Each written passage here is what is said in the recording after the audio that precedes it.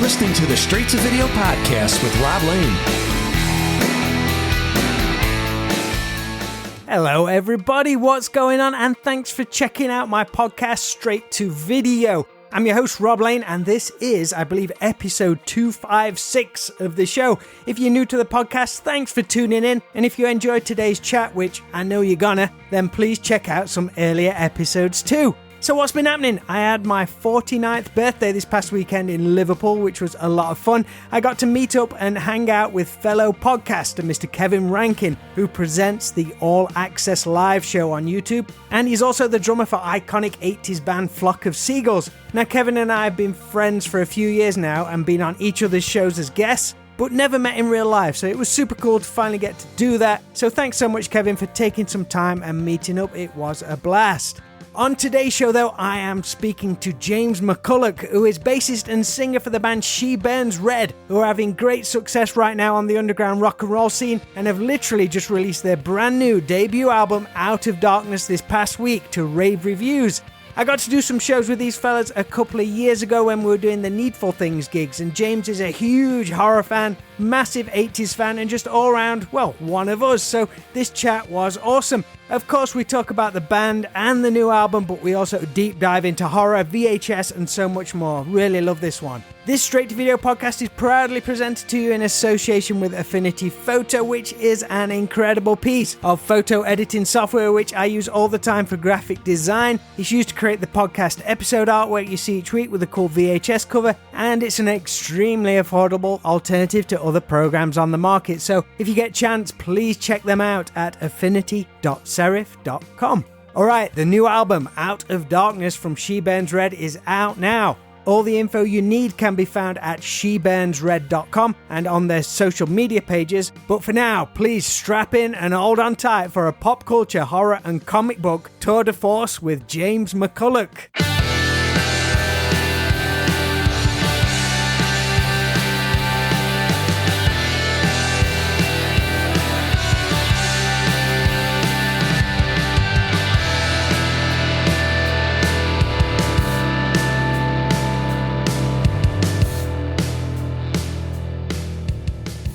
Hello. Hey. Hey, there we go. It's always that weird moment when you first join in Zoom and it's like you can see people, but there's no sound at all, and you're like, fuck, you know, it's always that wee worrying moment in your life. But yeah. How you been? I'm good, mate. How's things? Good. Yeah, we had the album launch at the weekend and it went fucking ridiculously well, so that was good. Yeah, I saw some pictures, dude. Exciting times. Yeah, it's been a crazy wee year or so. I'm loving the t-shirt, by the way. I've got loads of horror t-shirts and I thought I had to go through them all. It's really sad, but I literally went through and I was like, Society's got the butt face one now, I've got Phantasm, I've got Day 11. I was like, no. It's like Fright Night, I'm on the Fright Night tonight, so that's it. Oh, man. It's crazy. Like, we did those shows with Needful Things, but I think it's weird when you do a bunch of shows with bands like those first couple of gigs. You're friendly with everybody, but you don't really get a chance to hang out that much. Everyone's still feeling each other out. You need to do about 2 weeks. And then we'd it proper got into like horror conversations by that point. Yeah, I mean, I probably would have bored the shit out of you. No, I probably wouldn't have bored the shit out of you, but I bored the shit out of everyone else like I normally do when we're doing stuff with a band. Like, I'm the guy that's in the studio putting on Return of the Killer Tomatoes, and the guys are like, what the fuck is this? And I'm like, it's amazing, isn't it? And they're like, no, it's not. Please stop. But, you know, I'm still like firing all this weird horror shit at them all the time. It's brilliant. It's good, man. Well, I'm glad we get to do this and chat about all that weird shit. Hopefully we'll go down that route. We're on the eve of your album release for Out of Darkness, which will be out by the time this episode goes live. You had your album release gig the past weekend. I guess things are fixing to get really busy. Yeah, I mean, we've booked a tour with South of Salem in October and November as well. The album reviews so far have been like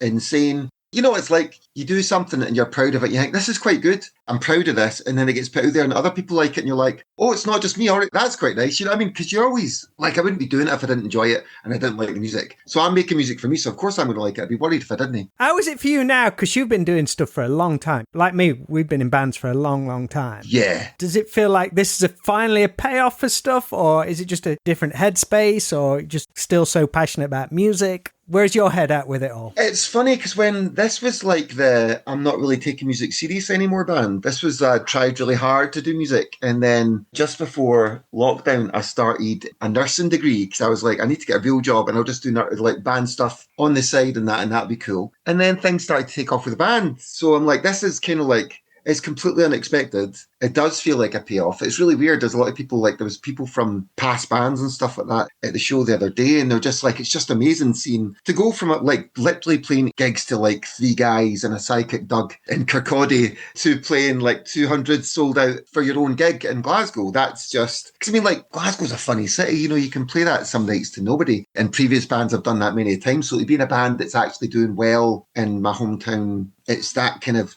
weird, like, oh, wow. But yeah, no, it's a weird one. It feels like things are paying off for the years of hard work and dedication and just putting everything into the craft that you could, and all the money you've spent on practices and all the money you've spent on gear that you've sold because you got rid of stuff, and then, you know. But no, it feels like it's kind of paying off a bit. I'm going to enjoy it while I can. You know, music is fleeting and you just kind of enjoy it while it's there, because next year something might happen. Like COVID, I think, taught us everything about how quickly things can go away, gigs-wise. So I'm just enjoying it while I can. And long may it continue, you know? With this new album being released, it's like the band have been together for a few years. Are you glad it's kind of taken this long to release your debut, to really figure out what kind of a band you are? It's like you could have been around for like 18 months, like, oh, let's put his debut album out, but you've kind of took your time. Obviously, the lockdown and stuff stalled progress a little bit, but is it nice to do it a few years down the line? You've solidified the lineup, got the songs super tight and where you want them to sit. I mean, we could have done it with earlier, like the first couple of singles we recorded My Curse and Stellar, and we recorded Actually Tell Me How It Ends, which is on our EP. It was a completely different lineup than it is now, and it doesn't sound as good. No offence to the guys that are making it, but there wasn't as much money to put into it, so it wasn't as well produced. The musicianship on the songs was good, but things weren't in place at the right time. So if anything, waiting this long to actually get the album out has worked in our benefit, because the songs they're more solid. We've got more of a basis. We all know what we're doing in the band now, because I mean, like, we got Scott and Naz in the band during lockdown. So to go from that to where we are now, it's been a journey. Obviously, that's one of those really stupid things that bands say, but I'm pleased we waited this long, because it wouldn't have been as good an album if we'd done it beforehand. Exactly. How do you and Andy decide on the vocal duties for each song? Is it whoever writes the main hook gets the lead vocals, or do you try out and see which works best? Whoever sings it best, whoever it works for. You know, some songs are instantly Andy and some songs are more me. So like there's a couple of songs like it's all me, but you know what I mean? And then there's other songs that are all Andy where he's done all the lyrics and then there's other songs, like for example, there's a song on the album called Stronger where I wrote the lyrics and Andy sings it. And we've got other tracks like that we do. So it's one of those weird things. It's just whatever suits the song. There's not really any egos. Don't get me wrong, there's some songs that Andy was desperate to sing on the album that I've sung. I think he was not forgiving me about that. And I'm sure he farts on my pillow when we're on tour. But you know, but yeah, at the same time, it works well for us, you know, and because we've got a good mix and a good balance, it works well for live as well. So it means your voice is getting a rest, and it just kind of, you know, being a bit older, voice isn't quite as good as it once was. So having that ability to just kind of step out for a song or step out for a chunk of a song, and I can jump about and have a laugh and get into it with the crowd and then come back and we're on. It's not something I ever thought about.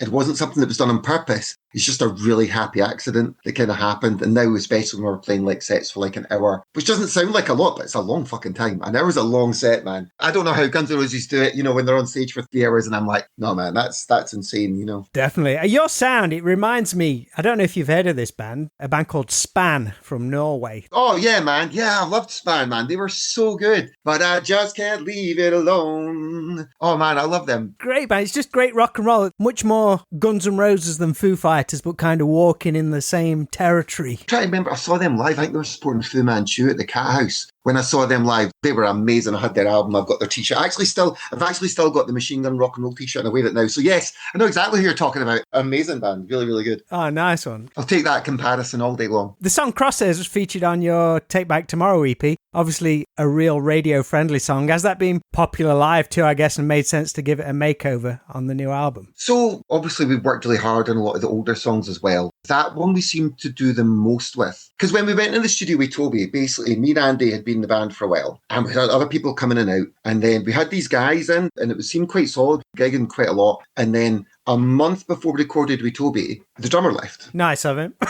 Like, fuck's sake. Yeah. Luckily, we knew Hannah from the Amorettes. We'd known Hannah for years, like, because I used to hang out with a band she used to practice with. So if they would practice on Sunday, I would go down, watch them practice, and then we'd all go to the karaoke at the Goth, as it's called, in Armadale. And also, my old band, the Blacklights, gave the Amarettes some of their first gigs as well. So I knew Hannah really well. And then the guitarist left. Oh, man. 2 weeks before. Did he hate Little Angels that much?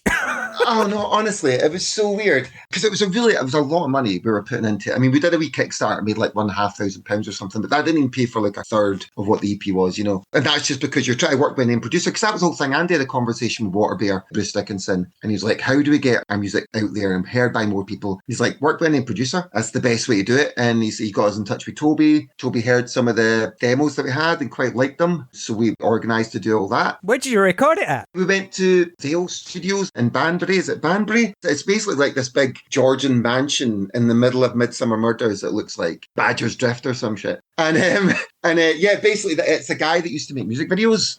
And he had a flat in London. He made like a couple of Manic Street Preachers videos and a couple of Shampoo videos. In the 90s, sold all his stuff in London, bought a house and a recording studio. So it was the same desk that the Foo Fighters used for a lot of their stuff as well. So we spent a week in this mansion recording this EP with Toby. It was an absolutely amazing experience, I'm not going to lie. Working with Toby was just mind-blowing because I've been listening to Little Angels since I was a teenager. They were like one of the British rock bands back in the late 80s, God, like when I started to get really into rock music was like the late 80s. So they were like peak British rock at the time, So basically what it was is that we realised that we wanted to show people how much we'd grown. So the recording of the old Crosshairs and the new recording of Crosshairs are completely different. There's new vocal arrangements, there's new guitar arrangements, there's new everything. And we thought it was a really, really good way to get people excited for the album. Be like, we know this is what we used to sound like. We've released a couple of songs so you know what you're expecting, but we want to show you how much we've come on by re-recording this song. It was very clinical in that we wanted to show people this is how much we've improved as a band. Because, it's funny as well, because as a live song, it was always a decent live song. But it wasn't until we released the single that it really started to take off. Like the last couple of times we played it, the crowd have went mental for it and people singing along and stuff. It was always one of those ones that was good in the set and people liked it, but no one was like, this is my song. But now it's turned into a thing. And I think the new recording has a lot to do with it. Matt Ellis that done the album, he's an amazing producer. He's worked with some phenomenal bands. He just knows what he's doing. So when you've got someone like that knows what they're doing,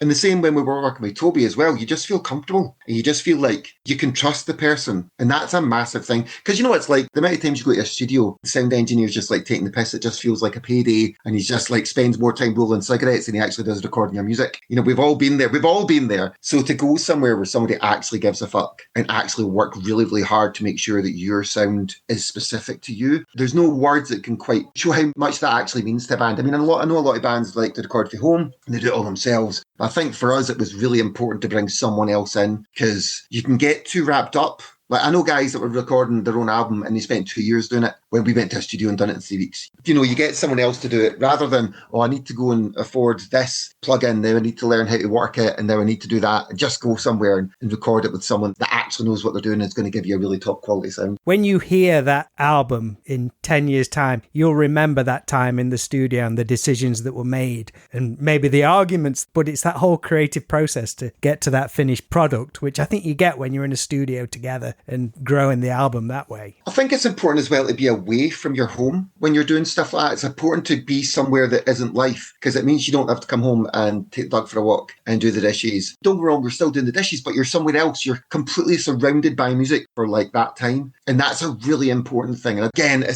can't put it into words, but it's like the importance of actually being somewhere that isn't your normal location. So you're not worried about work. You're not worried about life. All you're focused on is that album and you're in that small headspace. So everything that you're doing is to be the better for that album. This album, it had a really successful Kickstarter campaign which went above and beyond its target, which you're putting towards the album's recorded. So it wasn't towards the recording of the album, it was for the promotion and the PR of the album. Whose idea was that for it to go for that angle? I think that's a really, really good way to take things to the next level. No, thank you very much. It was Raz, our manager, really. We were talking about doing a Kickstarter for the album anyway, because it costs money. You want people to hear it. Ultimately, you don't want to be releasing an album into a void of nothingness, as I have done in bands in the past, where you're playing shows to like 50, 30 people and you're releasing an album and you put lots of money into it and then you're like, why did that not do well? It's because there wasn't an audience there. So we've got an audience now, I think, that's actually really amazing and it kind of blows me away. So how do you get more people involved? You try and do a PR campaign. So we got Rob Stampede involved.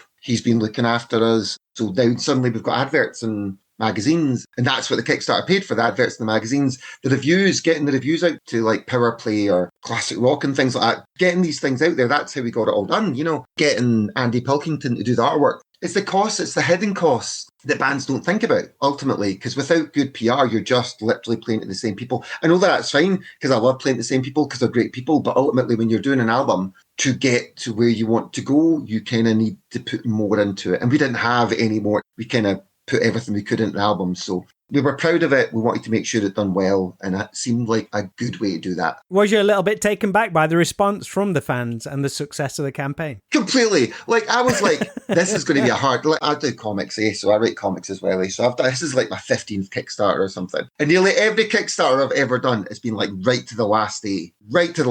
And I'm like, we'll make it $5,000. I was like, because that'll give us a certain amount of money to pay Rob Stampede, right? It'll give us a certain amount of money to pay a radio plugger, and we'll maybe get to do some Spotify stuff as well. And that'd be amazing. Cool. And then hit $5,000 in like 32 hours or something. Like, I was like, oh. Holy shit. I was like, that escalated quite quickly. So then we started to do stretch goals. I can't remember. The first stretch goal was like, I think it was a plectrum or something. And the second stretch goal was a patch and a shot glass. Because I was like, we're going to reach $7,000 and that's it. That's going to peak. So I want to hit $7,000. So we get $7,000, we'll get a really good PR campaign and it'll be amazing. And then it hit $7,000 and it kept going. And I was like, and I'm like, something wrong? Is it broke? Genuinely, like, I was just like, now, I've done Kickstarters before. They don't work like this. Like, this isn't a thing. Normally with Kickstarters, you get a lot of money in the first day, and then it kind of tapers off, and it kind of does that, and then you get a lot of money at the end. That's normally how it works. It seems like the month's just a waste of time because you get it right at the start, right at the end. And we just constantly got money. We were just, every day we were coming on, and it was like, I think we ended on £11,665. Oh, amazing. Which was insane. There's no words. So, I mean, like, but because of that, we've managed to sort of physical distribution and stuff as well. We had advertising at Stone Dead and stuff, and it's... Oh, man, it is brilliant. Yeah, so, yeah. It was a way to go about it that made sense to us because we could afford to record the album. So it was all just like, how do we make the most of this album that we think's really good? And it was just get money for PR, and we didn't have, so we'd done the Kickstarter and it went ridiculous. Like, it's still blown away. I mean, the fact I went to bed, I think it was a Saturday it stopped. I went to bed on the Friday night and I woke up the next day and it was an extra grand was on it. And I was just like, I just sat shocked in my bed, like, what is even going on right now? Like, what happened? In the nicest way possible, I just had no idea that it was going to escalate to such a ridiculous level. But, you know, it just shows, it's really nice as well because it shows the faith people have in the album, shows faith people have in us. It shows that people want us to do better as well, because it wasn't just an album pre-order. Like, we'll give you free stuff as well. You can pre-order the album, and then hopefully we can get out there to see lots of people. And I mean, like, we just played to 200 people for the launch at Audio, so it seemed to work. One of the campaigns we've done, we've suddenly got all these listeners all over the world. We're getting reviewed in magazines in Germany and stuff as well. But again, all to do with the Kickstarter, all to do with the PR campaign behind it. Didn't think about it at the time, how much of an effect it would have on the album and how it was received, but it really, really did. It really did. Growing up as a music fan, do you remember a particular anticipation for a new album coming out when you were young? All the time. All the time. Oh, man. Which were the big ones? Okay, Soundgarden, Super Unknown. That was a massive one for me when that came out. We've been building up to that, and me and my friend had been listening to Bad Motorfinger a lot, and it was like running down to get it. Manic Street Preacher's Holy Bible. I actually went on my lunch break at school. I ran down to the local shopping centre and bought it on tape for John Menzies so I could listen to it on the way back up to school. What other ones? Oh gosh, there's just so many. Even like Countdown to Extinction by Megadeth. I was a big Megadeth fan at the time. That was a big one, man. That was huge. And they were like, that was an album and a half, you know, I mean, that was just insane. And the build up, because obviously you had like No More Mr. Nice Guy in the Shocker soundtrack, and you had like, you know, Hangar 18 and things like that. And it just seemed to like building up and building up. So when Countdown to Extinction kind of hit at this exact moment in time, just when hair metal was kind of dying before grunge really exploded, it was just perfectly timed. I was trying to think of specific ones, but those are the ones that I can think of that were properly. But like everything, even like Elastica's debut album, I remember running down to buy that. There's so many albums coming out back then. It's like every few weeks or months, they were like landmark albums where you got like memories attached to them. It's brilliant. What I would normally do is I lived in Deans in Livingston, right? And I'd walk down to Livingston Centre, which is about a 3 to 5 mile walk or whatever. So I'd walk down there, I'd buy the record, and then I'd walk another 3 to 5 miles to my friend's house in Pulbeth, and we'd listen to that album. And that was just like, we'd either meet at the centre, or sometimes we'd go there and then we'd go East Calder, which was another, like, we just walk for miles with albums. Yeah. And then you'd like, you know, actually that's another one I was excited for. Jellyfish Spilt Milk, when that came out, that was like... All these albums are totally different as well. How great's that? It's funny, right? So we toured with an American band called Kickin' Valentina. They were talking about when grunge happened. And when grunge happened, all the other music went to fuck. And they were like, no other music was a thing. And I'm like, that wasn't like that over here. I never remember that happening. Like, I was still listening to Thunder when I was listening to Alice in Chains, and I was still listening to Corrosion of Conformity. You know what I mean? It wasn't like, oh no, that's it now. I'm not listening to Guns N' Roses or Metallica anymore. Like, I remember going on stage, my very first gig, I was wearing a tie-dyed Guns N' Roses t-shirt.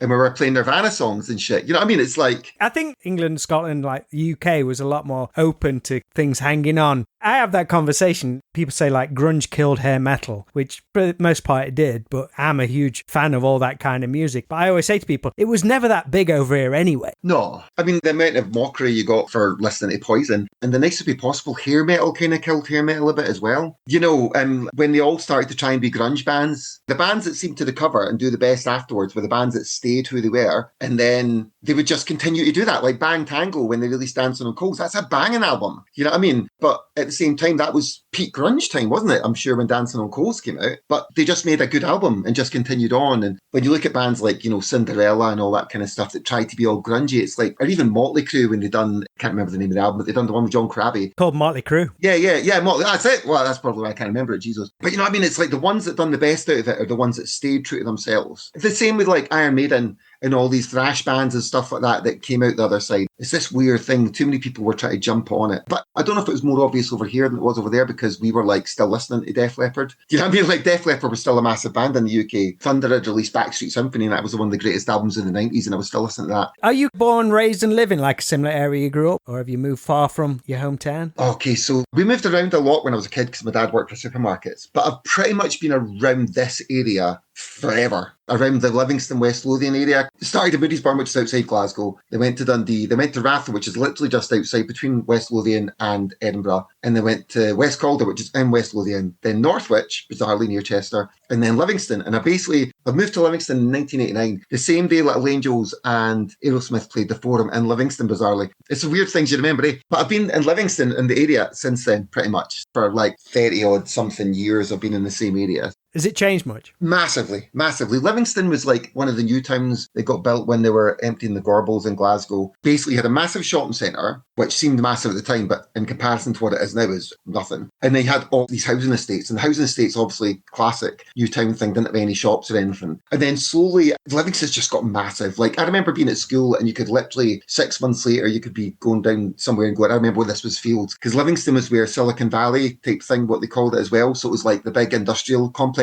You had like Shinizu, Motorola, Mitsubishi, NEC. They were all in Livingston area, you know, so it was like a massive industrial thing as well. When was that? Early 90s, late 80s. So it was like the amount of money in Livingston was massive. So the shopping centre got huge. I mean, the shopping centre is still huge. A lot of that industry's kind of died off a lot. But Livingston's still quite popular. It's like people basically live here to work in Edinburgh. Can't remember what you call it because my head's kind of dead today. But yeah, so it became that kind of travel to place, you know. And like we have literally busloads of people stopping at the centre. I mean, it was really weird as well because we used to have venue as well. Like we had the Forum. So I said like Little Angels and Aerosmith played there. I think the Prodigy played there. Manic Street Preachers played there. The Charlatans played there. We don't have that anymore. But now the place is so much bigger. It's like that classic thing at any new town. You start with things. When I was a teenager, there was gigs every night of the week, pretty much. There was gigs in Livingston. Now you're lucky if there's like one every 6 months. Was music always the big thing for you? Because I know you have like equal passions for comic books and horror movies. Which came first? Comics came very first, because when I was on holiday at Haggerston Castle, when I was really Weird Science was out in video. That's how long ago it was. That was like the big new movie. And I got some comics and I loved the comics. And then I got really into horror films as well. But I got into AC/DC when Blow Up Your Video came out. And I always loved music. But to be honest, I didn't actually start playing music properly until grunge came along. I'd always played a little bit. But you know what the musicianship was like back then? You had Dave Lee Roth, Skyscraper. You know, like, I can't play that. I can't fucking do that. What you know, what? So, you know, when... That sounds really bad, but it just became achievable. Well, that's the reason why grunge and alternative became popular anyway, because it was the backlash to all the virtuoso stuff, all the over-the-top, larger-than-life things. It was kids could see like, oh, I can relate to that now. That is more me. Like you say, it became achievable again. It became punk rock and anyone can pick up a guitar and do it. It's worth a shot. I mean, the same thing happened in the 70s with punk rock. We went through like Lynyrd Skynyrd and all these bands with these virtuoso solos to like The Clash. And it's not like The Clash are bad musically or The Police are bad musically. They're phenomenal musicians, but it's just that different edge to it. And it makes it seem more achievable. I mean, like, for example, a lot of the grunge stuff, like if you listen to like the Screaming Trees or if you listen to Alice in Chains and that, musically there's so much going on, but it doesn't sound unachievable at any point. you know, and I think that was it was a massive thing for me because I tried to be in bands beforehand and just failed miserably. And then literally, I remember a new came out on the Monday and my band were playing a gig on the Thursday and we played 2 songs from it on the Thursday. That's the level of achievability it was. And it changed everything, you know, it changed the way you listen to music and everything, you know. I mean, I've got a pretty open mind. I can listen to it and enjoy stuff. But for a lot of the time, I think you fall in 2 camps when it comes to that kind of music. You hear something like Def Leppard, you hear those choruses, it's like, I have no idea how they're doing that. That is just, you can't do that. It's not real. It's space age. It's magic. But then you hear like something more, you can hear the guitar, bass and drums in a Nirvana song or something like that. I could have a crack at that. Yeah. And what's good about bands like Def Leppard and stuff is how musical they are without showing off, without having it be Dream Theater. Like if you listen to like Winery Dogs, this is no insult to Winery Dogs, by the way, but you can tell those guys are on top of their game and they're all musically like, but you don't need that. Def Leppard just got good choruses, man. Good hooks. It's all about the hooks. It's all about the choruses. So that's why the Wild Hearts were amazing. That's why Therapy are amazing. There's certain bands like that the reason they are amazing is because they just write good songs. Like the Almighty, man. The Almighty were amazing. You know, Gun. Yeah. These early 90s bands within this rock scene within the UK and Europe was just phenomenal. So what was your introduction to horror movies? I know American Werewolf was a bit of a turning point. Was that one of your first experiences? Or was there anything before that? So beforehand, I'd watched films like The Fly, like the original Fly with Vincent Price. And I always stayed up to watch like Donovan's Brain or like the Universal horror movies or these kind of like black and white 50s movies or Hammer horror. I loved Hammer horror. I've still got a massive love for Hammer horror. I own like about 80 Hammer horror films on Blu-ray and DVD, which is ridiculous, by the way. Just to get that out there, because it means you've got things like Barbarian Queen, which is just wrong in every level. But yeah, so it gets to the stage where I'm starting to get a bit more curious about it. And my mum and dad were watching American Werewolf in London at my granddad's house. We didn't have a video recorder. And I walked in during the scene at the cinema. And obviously everyone knows the scene at the cinema. There's a lot's happening in that scene. There's so much happening in that scene. I was like, I don't even think I was 8. You know what I mean? I was a wee boy, you know, playing with my He-Man. And then suddenly you've hit with pornography and throats ripped out in front of you. And you're like, what the fucking shit is this? It's just an assault on the senses within like 5 minutes. It totally is. But then because of my love for things like The Fly and all these kind of more macabre things, I think my mum and dad realised that it was a foregone conclusion that I would then just start. My granddad had a really big horror film collection. So remember I used to have all the band films and that, which you kind of forget is a thing nowadays. So the the butcher's round the corner from my granddad's house, they had a wee under the counter bit with all these band films. Butchers. And a butcher's. And yeah. So you would go around there. And I didn't even realise these films were banned for years until Darkside brought out the banned films book. And I was like, I've seen that and that. The list of films that I saw at my granddad's house. So it was over summers I would spend at my granddad's house and we'd just start watching horror films because he had them all everywhere. And then even weird things like watching The Howling 3 when it first came out in video, because it became quite quickly from very early on. I went basically from Transformers the movie to all out horror, like really quick. And it just kind of like sat there since then, you know. It helped I was quite tall as well. So even by the time I was like 13, I was getting out 18 videos and no one gave a fuck back then anyway. In the nicest way possible, but no one really cared. As long as you could tell them a date of birth, they were fine. But yeah. Livingston used to have a cinema. This is another story, right? Sorry. But this is what really got me into film. So we didn't have a video recorder. So what would happen is mum and dad would go to work. My dad would work in Fine Fair. My mum would work in Presto. Fuck all for me and my brother to do. But there was a cinema there and they had a 50p matinee. So we'd go to the 50p matinee and then it was just an extra 50p to go and see the actual film. So it was £1. So I think the first film I went to see there was Teen Wolf. So great. Right? And it was literally like every week was like what is now deemed a classic film. So it was like Teen Wolf, Cocoon, Barry's Not Included, Ghostbusters, Back to the Future, all these films just like Police Academy 1 and 2 in a double bill for £1. And that was where the film education really began. And you're talking like 84 to 86, which is kind of like peak time for 80s films. And you were going regardless whether you'd aired the film or not, because it was that cheap. Yeah, we didn't have a fucking choice, man. My mum and dad were literally, we are working, you're going to that. You can either go to see the 50p matinee or you can go and see Mad Max and you can fucking like it. That was the thing. But there's some of the films that to this day are still some of my favourites, like Biggles. I love Biggles. And that was the first time I watched Biggles was in that cinema, you know. I think I saw Solar Babies in there as well. Or was that the video shop? Was that a video shop classic? I'm not really 100% sure. Because it gets quite morphed because I was going to the video shop all the time as well. I was a kid. I'd go to the video shop on the Friday. I'd get a couple of films out. I'd watch them that night. I'd watch them the next morning, go back to the video shop the next day, get another couple of videos. Mum and dad must have hated it. As soon as I got a video recorder in the house, then it was mine, regardless of whether they wanted it. We borrowed a video recorder because we really wanted to see Star Wars because I hadn't seen Star Wars yet. Return of the Jedi was coming out soon, if I remember rightly, we'd kind of bypassed Empire Strikes Back, although I'd seen the cover for Empire Strikes Back and it looked cool. And had the toys for Star Wars, I'd just never seen it because I was too young to see it in the cinema. So we got the video recorder, we borrowed a video recorder, and we go in, rented out Star Wars. The women looked at us odd when we rented it. It might be an old film, but who cares? So we watched Star Wars, right? Finished Star Wars. Press stop, man. That blew my mind. And then on the TV, da-da-da, and it was Star Wars, came on the telly that night. So we went through all that time trying to see Star Wars. Finally got a loan of a video recorder to watch it, and it was on TV that night. So we instantly grabbed a video and recorded it. Amazing. Yeah, you know. What were some of your other go-tos? Because you featured some of my favourites on your social media, like Killer Clowns and Night of the Comet. Oh, yeah. I'm a big mainstream person. I like all the mainstream ones and a few random ones. But where do you fall? You seem to really know your stuff. So I was a straight-to-video guy, you know what I mean? Like in the video shop, if I had Joan Chen or Mario Van Peebles or Rutger Hauer, then I was on it, you know what I mean? That was the ones I was looking for. Because by the time I'd get to video shop, it was normally after my mum and dad came home from work because I'd have to get money from them for the video. So it was quite late. So most of the big films had been out because, 7 o'clock arrives, everyone brings the videos back. By 7:30, everyone's out. And there's people literally queuing to get Jurassic Park or whatever, So I was just the straight to video king, if I had Gary Daniels in it, I'm getting it. Mark Dacascos, I'm there, to the extent where even for a while I was doing film reviews for a magazine and it was the straight to video basement. And this was at a time where the video shops are pretty much closed. But it was just these Dolph Lundgren straight to DVD films, So the go-to kind of films for me were Split Second, Fright Night, Big Trouble in Little China, anything by John Carpenter. Still to this day, anything by John Carpenter. Anything by Wes Craven, whether he produced it or directed it, because that was always the mark of a good film in a video shop. Clive Barker was always a good mark in a video shop in the 90s. Brian Usna, he was always a good shout. He obviously done Return of the Living Dead 3 and a few other ones. I think he'd done The Dentist as well, I think. So it was very much a director's thing I would go for. But again, there was definite actors that you were just if you knew they were in it, you knew it was going to be something. It was going to be something. It was going to be something. Whether or not it was going to be good something or not, but it was definitely going to be worth a watch. I mean, even when you think of films like Fortress with Christopher Lambert and stuff like that, these were I could still watch them now, or Screamers with Peter Weller. Is it Peter Weller, the guy from RoboCop? They're just amazing films. But if it wasn't for the video shop and going down to get them, I would never watch them. Because they're the kind of films that get easily lost when you're going through streaming. And that's why I still buy DVDs, and that's why I've still got them all, there. We got to talk about your Troll 2 tattoo, though. There can't be many of those in the world.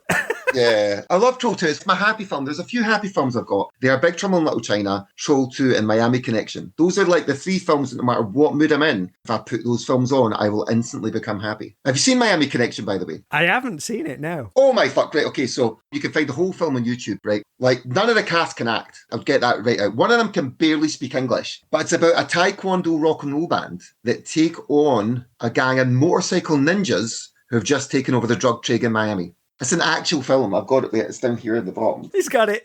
Got it here. Wait, it's here, right here. Miami Connection. It's an American disc, so I've not opened it because I don't have an American player yet. But that's how desperate I was for it. But it's amazing. As I say, Troll 2, there's just something about films that are that level of bad, but there was so much heart put into making them. Yeah, Troll 2's a weird one. I only saw that this year, mate. Oh, wow. Right, okay. I'd always heard it was a really bad film, and I saw a midnight screening of it when I was on holiday in America. I just thought it was going to be rubbish, but I wasn't expecting it to be weirdly rubbish. It's just such a strange film. I was like, what is this? But so much so, I want to watch it again. Yeah, that's it. It's the weird dancing scene where she's giving it the dance, and the weird sex scene where the popcorn starts just going everywhere, and none of the teenagers talk like teenagers because obviously it's written by an Italian guy that didn't know how teenagers in America spoke. It's just one of those weird films where you're watching it like a weird fever dream. Yeah. If you watch it when you're not well, you're not sure if it actually happened or not. It's one of those. How did you see it? Was it just literally back on video back in the day? Yeah, it was literally back on video back in the day. I'd loved the original Troll, obviously, with Noah Hathaway in it, and the original Harry Potter, because his dad's called Harry Potter in it. And I loved the original Troll. I thought it was like that. For me, it was like The Gate, those kind of films where it was the teenage protagonist, explorers and all that kind of stuff. Those are the kind of films that kind of got you as a teenager in your early teens. And yeah, it was just, as soon as the second one came out, I watched it and I was like, what the fuck's this? Because it's so, they're not even trolls in it, they're goblins. None of it makes sense, but I was like, I need to watch it again. You know what I mean? It was one of those, it's one of those weird ones where you watch it and you go, that was fucking shocking, mate, but I need to watch it again. I need to watch it at least 5 more times today. Just to make sure. Just to make sure, Do you like the documentary about it? Yeah, actually, Saw that in a double feature with Troll 2 at the cinema in Glasgow Film Theatre. They do things like the room, they put the room and stuff like that on, so you kind of get to see these awesome fucking films that are just a bit off the beaten track. Yeah, I mean, there's one of those things where it's like there's lots of good film clubs, like there's the B-Movie Club and stuff like that in Edinburgh. There's a lot of bars that have a cinema in them downstairs, and they'll do things like what one day it had No Holds Barred and Suburban Commando. Like that was the two films they had on, or they had like, what was it? They had Hell Comes to Frogtown and... Oh, brilliant. It wasn't They Live, it was another Rowdy Roddy Piper film though. It's just a good time to be a film fan because you've got these places putting them on. And you can go watch it with a group of people. Like I went to see They Live in a pub area in Glasgow, and then they put The Descent on. Shauna MacDonald, who's in The Descent, who's a phenomenal actress, she was there and done like a Q&A after it and stuff. And it's like, when you get things like that in this tiny wee pub, you can't beat it. And the people really appreciate the fact that you're fans of it. I remember meeting Matthew Lillard at a horror con, and he was one of the loveliest people I've ever met in my life. How great is it when you meet somebody and like you get that feeling? Oh, it's brilliant. I mean, he literally spent like 10 minutes talking to us, and I'm like, you don't have to do this, man. You're Matthew Lillard. You can easily just be like, right, cool, bye. But he was sound. He was really good. He's lucky I didn't know he was into D&D at the time, or I'd have got him for a lot longer than that, but never mind. You're a massive comic book fan, not only as a reader, but also writing your own stories, which it's been a major part of your journey. You've had the City of Lost Souls series, The Grime, Kid Monkey, that's just a few of them. What made you want to go from fan to creator in that whole realm? Was there anyone or anything that particularly inspired it? So I'd always wanted to write comics, always wanted to, but I never realised there was a small press scene. I didn't realise there was one because I didn't really do the Comic Cons. I just kind of like went to the comic shop. I couldn't draw anyway. The local press I saw were like little fanzines, which is all cool, but I didn't want to make a fanzine. If I was going to do it, I wanted to make a proper comic. Which sounds a bit up my own arse, but I'm like, I don't want to do a fanzine because like fanzines are normally derogative of something else. So it's normally like taking the piss out of something or whatever. So yeah, basically I was at a convention. It was a sci-fi weekender convention. SFX magazine. They had their birthday party there, and it was like 2000 AD's birthday party there as well or something like that. And Paul Cornell was there. So me and my pals, I was watching The Princess Bride on the big screen at the thing. And one of my pals came through and went, we're just talking to some guy who writes comics and that. His name's Paul Cornell. And I was a massive Paul Cornell fan back in the day when he wrote Doctor Who books. Never mind the comics and shit that came afterwards. So I was like, he's one of the guys I was getting shit signed from that weekend. So I came around the corner and it's Paul Cornell and Lavi Tadhar and all these amazing authors I was a big fan of. And I'm like, fuck. So I was having a conversation with Paul Cornell and I was like, I've always wanted to get into comics. I was like, but it's not really an easy thing to do. And he's like, no, it's not. He's like, I got into it through this and this. He's like, well, what you really need to do is do it yourself. Because if you do it yourself, then people will be able to actually see you. You'll be able to then have something to actually sell people. He's like, because the good thing about the industry is once you start to sell comics, people know you as a guy who writes comics. It doesn't matter if you write for 2000 AD or DC or Marvel or small press. If you write a good comic, then they'll be your friend. Like John Wagner put money into a Kickstarter for the album. For those who don't know, John Wagner created Judge Dredd and Strontium Dog and all these big 2000 AD characters. And I know John Wagner really well. I've got drunk with him many times from the Comic-Con scene. And it's really nice because he always comes over to chat to me and I'll always go and see him. And like Glenn Fabry done a cover for me because of chatting to him at one of these conventions as well. So the weird thing about doing comics is everyone's in it for the same reasons and everyone's in it for a love of comics. So to come back to the question, what you said is what got me into it. It was literally just a drunken conversation with Paul Cornell. I've been writing comics for years. I had a few stories there. City of Lost Souls had been sitting there for about 15 years. So Paul, he sent me on the way to find some scripts of what a script should look like.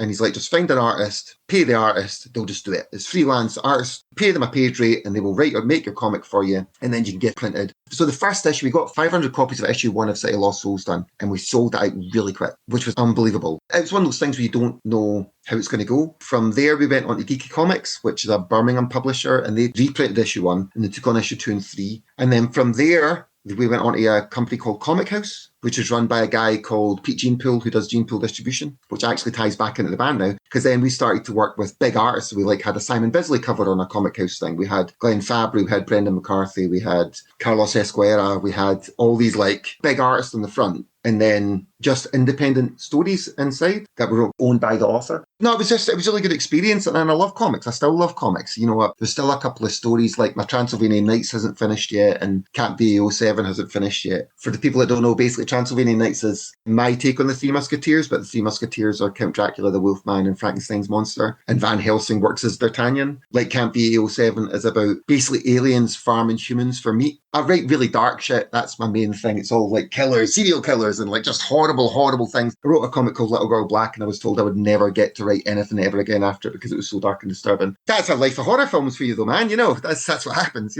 How is it working with artists then who put the visuals to your stories? Is that cool? Is it frustrating? Is it scary? Because you must have something in your head. It can be a mixed bag. Sometimes the artwork comes back and it blows your mind and it's better than anything you ever thought. Like some of the City of Lost Souls stuff that came back was just unbelievable. The Glenn Fabry cover, obviously it's Glenn Fabry, man. I lost my shit. I'd done a story called Karen Shade. The artwork for that was amazing. Like there was lots, like Camp 07 artwork's phenomenal. Transylvanian Nights, it's just a little black and white A5 kind of thing, but the guy knocked it out of the park with the artwork. It just looked phenomenal. And then you get other times where the artwork doesn't work. And then you've got to manipulate it and do things to it and then put it into different ways to do it. Because I'm the kind of guy that I'm not doing something unless it's perfect, unless it's really, really good, high quality. Because I mean, like City of Lost Souls won the Best Horror Award at the Yancey Street Awards, which is fantastic. And I beat like some brilliant comics. It was like Dark Horse comic and an Image comic, I bet, to win it. So, and that was voted for by people. So I'm always very aware that if you release something of a standard, you need to keep to that standard or above. You can't dip. So there is like, for example, there's one comic that hasn't come out because I got the artwork and I wasn't satisfied with it. And it might still happen. We'll go back to artist and he'll work on it and stuff like that again. And we'll try and come to an agreement where we think the art should be.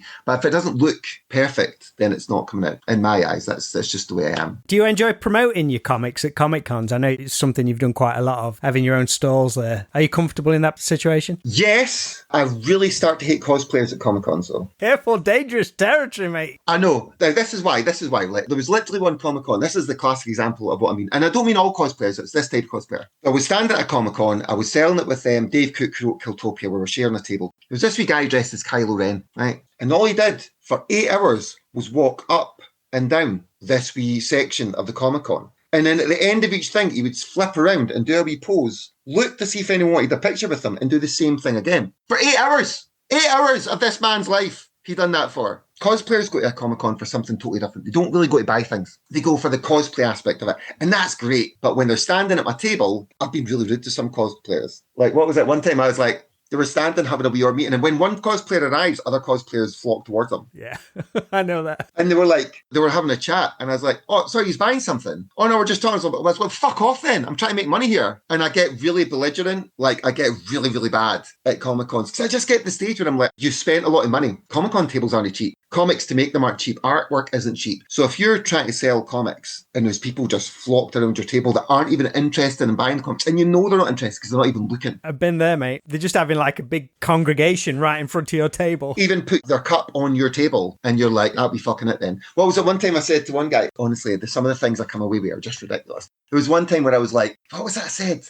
They were talking to me for a while. And I love talking to people at Comic-Cons, but it's the people that talk to you for ages that block your table and then don't buy anything. And they were coming across as people like that. So I just basically turned around and went, so you're going to fucking buy something or what? And they just kind of like shut up and went, oh, no, I don't really have any money. I was like, well, that's really cool. And I've enjoyed your conversation. You're a really sound guy. And if you ever see me again at Comic-Con, by all means, come up and talk to me. But don't talk to me for 10 minutes. Talk to me for a couple of minutes. Just try to make money here, mate. I was like, in the nicest way possible. So I do become quite dickish, but I think you have to be because they're not doing it on purpose. Oh, I want you as a table next to me to shoo people away who are like hiding the tables. Because they're not doing it to be nasty. They just don't realise what they're doing. No. They're there to enjoy the Comic-Con. That's exactly what they're doing. But they forget that people are there actually because they need that money. Because without that money, they've then not worked on a Sunday where they're getting double pay to come to a Comic-Con and barely get their table covered because some cosplayers stand in front of it. So I sound like a total dick when I talk about Comic-Cons. But I've just been doing it for such a long time. I used to love cosplayers until every Deadpool would walk by not wearing a cup but in a morph suit. So it's just this weird bulge around their crotch and it's at my fucking head height because I'm like doing something. I just look up, I'm like, oh, for fuck's sake, this fucking Deadpool crotch walking past, you know.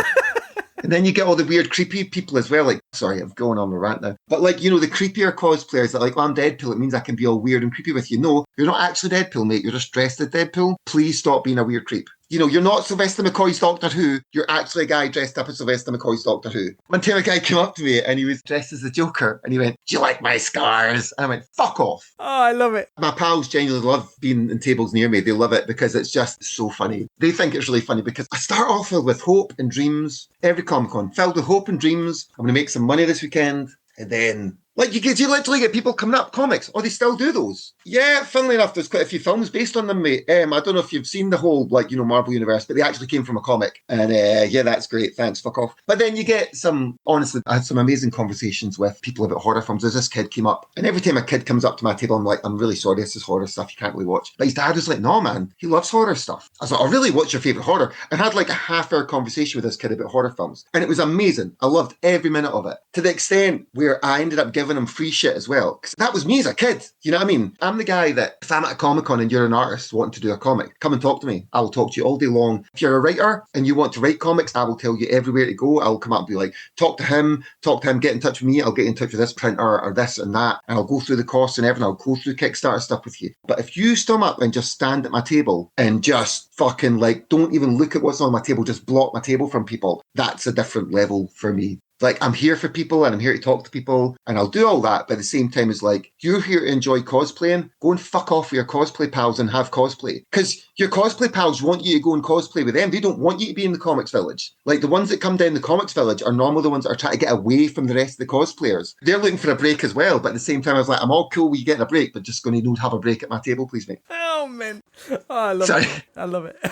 I'm such a bit, but honestly, it was after a few years, Comic-Cons have just broke me a bit. But in saying that, I've got loads of cool things. Like I've got Sam Jones's, I've got a Laserdisc, Flash Gordon Laserdisc with Brian Blessed and Sam Jones's autograph on it. You know what I mean? Like I've got some really, really cool shit. I've got like a Beetlejuice candy bowl and everything. And there was guys dressed as the Killer Clowns from Outer Space at one, and I got my picture with them and stuff like that. So, I'm not a total dick all the time at Comic-Cons, just a lot of the time. Oh, man. James, last question. Right. I want you to time travel a little bit to a Friday night in the late 80s. Right. You're heading to the video store, maybe the Butchers. And, right, yeah. What movie soundtrack do you have on your Walkman? And what 3 tapes are you going to rent for the weekend? So can we go early 90s here? Yeah, we go to the early 90s because the video shop. Right, okay, cool. Because this was a hard one for the soundtrack because there's so many good soundtracks for them. Because you've got things like the Lost Boys. Well, you're wearing Fright Night t-shirt. Fright Night soundtrack's great. Oh, mate, Shocker soundtrack, Desmond Childs, man. There's so many good soundtracks. But the one I'm going to go for is a much maligned Judgment Night. Oh, yes. That is a soundtrack and a half. I've got Judgment Night over here on VHS. I love the film. Not many people like it. You might be the only other person I've ever known that actually likes the film. But for those that don't know, Judgment Night soundtrack was basically all the big rock bands of the time. So it was like Pearl Jam, Helmet, Living Colour, Slayer, doing songs with rappers. So it was like, what was it? Ice-T and Slayer, Cypress Hill and Sonic Youth, Sir Mix-a-Lot and Mudhoney, Booyah Tribe and Faith No More. It was just, this was a mind-blowing soundtrack at the time. Just completely blew my mind. That was an amazing soundtrack. So that's my soundtrack, would be Judgment Night, because I still listen to it now all the time. So what tapes you going to rent? Okay. Can I have an honourable mention first? Monster Squad. Monster Squad's an honourable mention, first of all, because that is one of the films that got me really into horror as well when I was a kid. Got me really into monsters. It's what started my love for Creature of the Black Lagoon as well. Oh, how cool is it in that film? That just nailed it. That is costume in that film for the creature is just, it blows my mind how much, because obviously like Universal had the copyright and all that to certain characters and stuff, but that just fucking blew my mind, that costume. So good. It is so good. Because how can you make the creature scary? Because the creature isn't that scary, really. He's just like a weird gill man. But I love the image of him, but like he was scary as shit in that. It was so good. Wolfman's got nards, man. But anyway, right, okay. So I made some rules for myself when I was doing this, right? Okay. So first of all, it had to be a film that I owned on DVD or Blu-ray, right? It couldn't be part of a franchise. So that ruled out things like The Thing, because obviously they made a couple more. Ruled out Nightmare on Elm Street 3, ruled out all the Friday the 30th films. And it also couldn't be a remake. So that ruled out The Blob and The Fly as well as The Thing. So The Thing was getting ruled out anyway because I was like, that would be the top anytime, my top film. So the first film I'm going to go for, The Last Dragon. Benny Gordo's The Last Dragon. Yeah.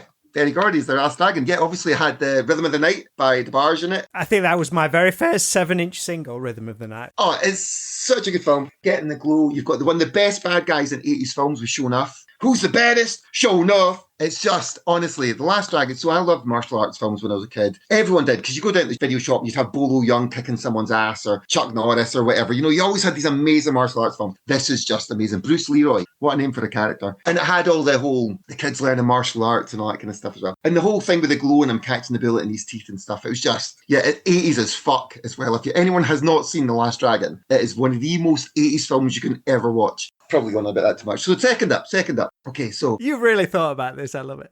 I did. So the second up is my John Carpenter film. It was going to be Big Trouble in Little China, but instead I've chosen In the Mouth of Madness. This is an Asian copy, because that is quite possibly I don't know, it's my favourite John Carpenter film with The Thing, because it's everything. It's scary, it's got the intrigue, you're not really sure what's going on a lot of the time. It just has everything. And it showed Sam Neill in that kind of weird way that you would then see again in films like Event Horizon and stuff, because that was a Sam Neill you hadn't really seen before. Well, I hadn't really seen before, he might have been doing stuff before. So yeah, In the Mouth of Madness is just... I remember seeing it and just being weirded out by that film. Oh, yeah. It's one of those films where you watch it and you just feel like something's wrong after it. It's like one of my favourite films these days is Martyrs, and that's very much in that kind of vein of like, you know, you feel at the end of the film, you sit there for a few minutes going, all right, that happened. But yeah, I've probably put too much thought into these, so I'm really sorry. No, I love it, man. I love it. And the last one, I think this is a special one. Hopefully you're going to lose your shit as much as I lose my shit. Salute of the Jugger. I have no idea what that is. Oh my God! Oh my God! So it's Rutger Hauer and Joan Chen and Vincent D'Onofrio. Basically what it is, it's a post-apocalyptic world, right? And there's this weird sport where people have got to get, it's like a goat skull onto a pike at the other end, and basically people beat the shit out of each other to get to this thing. So it's this weird futuristic... Well, wait a minute, I need to find out. I told you, I'm like mainstream. So I love this stuff. It was about 93, I think. It was about 93. Weird time. And yeah, Rutger Hauer was deep in the middle of making all these amazing straight-to-video films. I think it was about the same time as like Split Second, like I was mentioning earlier and stuff like that, which I love Split Second. It's one of my favourites. But I'm going to get you a copy of this and send you it down because you've not seen it. But yeah, it's just one of these films that's like, it's almost like a mythical film where if people have seen it, they're all like, oh my God, that film's amazing. But there's very few people that have seen it. Me included. Yeah, so, I mean, as I said, I used to get films like Gunmen out of the video shop, you know what I mean? So it's like, you know, it's got Christopher Lambert and Barry Van Peebles, I'm on it. But yeah, Salute the Jugger. And basically what happens is there's like this league, and each of the villages has their own team, and this team are working the way up. They're like nomads, and they're working the way up to get to the main leagues. Remember the computer game Speedball? I suppose it's a bit like that, but with like spikes and stuff like that as well. And they all wear like this crazy armour and shit. Brilliant. Oh, you sold it to me. That's on the list. That's on the watch list. You should, definitely. Salute the Jugger. If you've not seen it, check it out. This is a weird Asian copy because apparently none of the films I like are really available. So I'll get in there 30 years too late. I'll watch it with 2023 eyes. I know, right? And you'll be like, what the fuck is this shit? It's like watching Prayer of the Roller Boys now. You're like, what? I remember loving this film. I love that film. You know what I mean? That was an amazing film back in the day, but you watch it now and you're like, why did I love this film as much as I love this film? Like, they were the coolest guys after the Lost Boys. Pair of roller boys was like, oh, now it's that. I want to get a pair of rollerblades. It's like watching Gleaming the Cube and wanting to buy a skateboard. You know, there were certain films that happened. Although I never watched Electric Boogaloo and wanted to breakdance. That wasn't a thing, thankfully. But yeah, sorry. Yeah, I'm digressing again. That's what I do. Mate, James, I've loved it. Thank you for chatting with me, dude. No, thank you so much for having me on and talking about the album and stuff. Good luck with it all. No, thank you. Be out by the time this is live. Yeah. And I look forward to seeing you on tour later this year. Honestly, it's been so much fun. Thank you. Wicked, mate. I could talk about this rubbish all night. Genuinely, I probably could. I mean, I've even got like the Legend of Billie Jean in my DVD collection. I've got that one up there as well. Yeah. It's like I was finding some and I'm like, Chud 2. I'm like, no, Robot Jocks, Arena. You know, like all the weird fucking like, I've even got Youngblood there, man. You know what I mean? Like, fuck's sake. Oh, it's great. I'm a ridiculous excuse for a human being. Steel Dawn, you know. I'm getting all these films that talk to Laney about them. Fuck yeah, man. Yeah. I'll come down to Nottingham and I'll just bring a big trunk load of... That'll be like the guy, remember you used to get the guy who would drive around the street in the car and you'd open up the back of his boot and he'd have all these films in it. If you live too far away from the video shop, be like that, but with my DVDs and Blu-rays. Anyway, sorry, man. Right. Catch you later, man. Take care.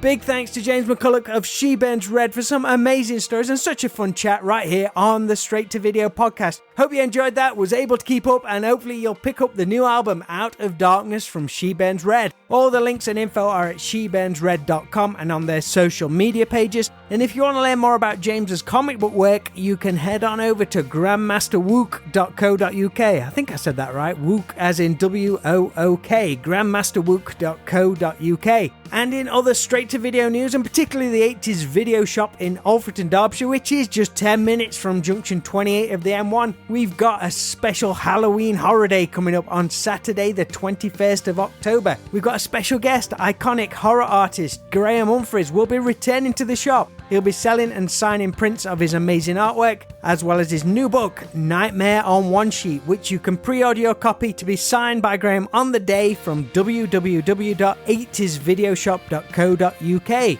And following that, on Monday the 30th of October, we'll be teaming up once again with the Loft Movie Theatre for another Halloween screening. This time it'll be The Return of the Living Dead from 1985, and we're going to be showing that at the Savoy Cinema in Nottingham. Tickets are on sale now, so I hope some of you can make it along. So that's all for this episode, but we'll be back next Friday, so until then, always be kind, please rewind and unwind, and I'll speak to you all real soon.